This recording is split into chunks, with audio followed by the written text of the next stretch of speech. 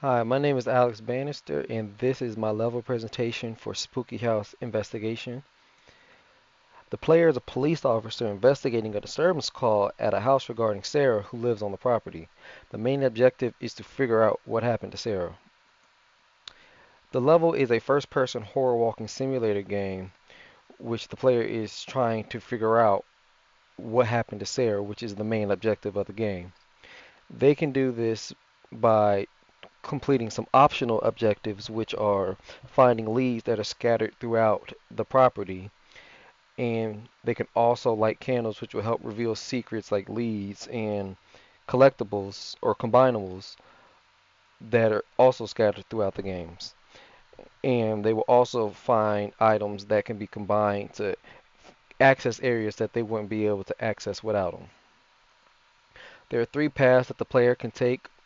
They can take the wood area, which is the trail and the fountain area, or you can go through the house, which has the first floor, the second floor.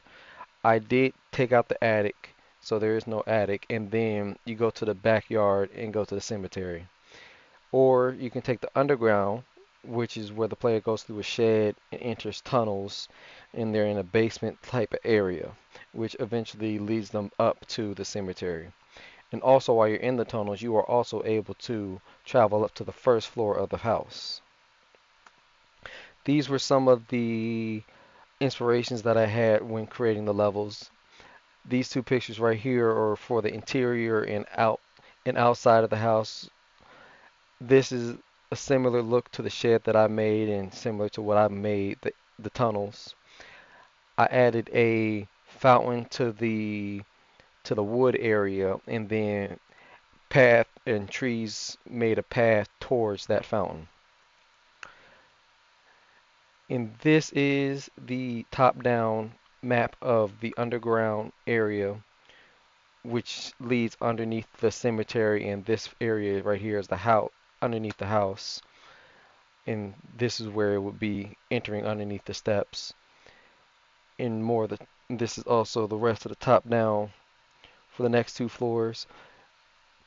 And I this objectives that are scattered around the main objective, which is this star over here that's in the back of the cemetery, and people are only able to enter through gates that are on over here or through a ladder that's underground. And as the player collects these candles, they will reveal items or leads that could be collected throughout the rest of the level. And this is where they are from the player start. Start right here, and you can go to the left to the woods, you can go straight to the house, or go right, and then you enter the shed into the underground.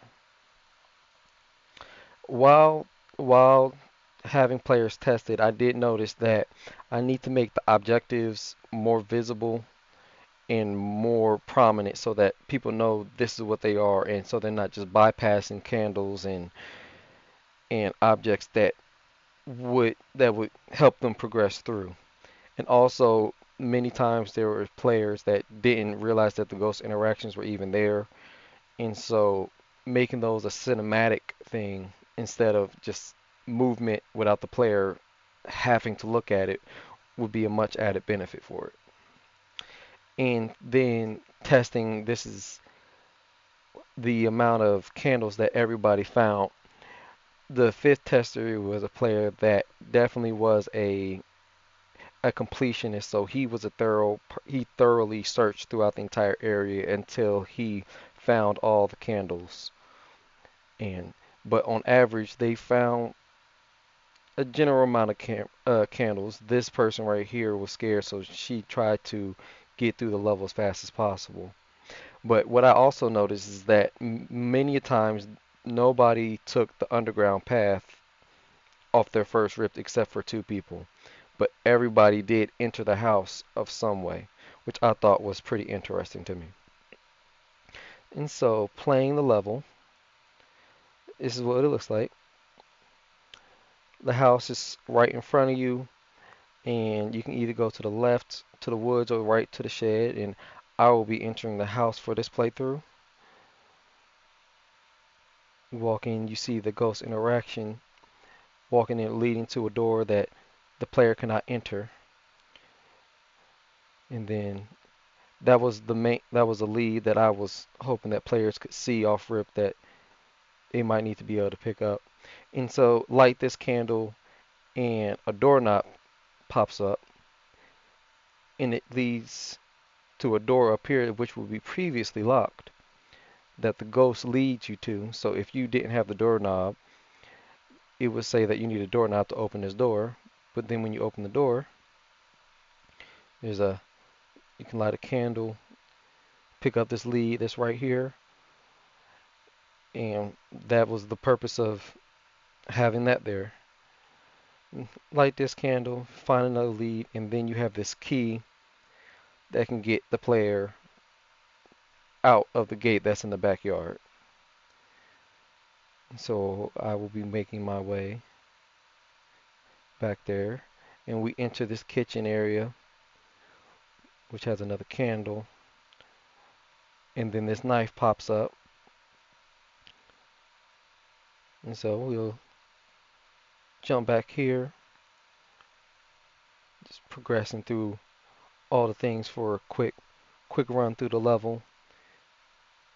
Here, open up the gate, and now we are in the cemetery. And then we make our way through the back of the cemetery and see this yellow tombstone, which is Sarah's tombstone. And then you interact with it.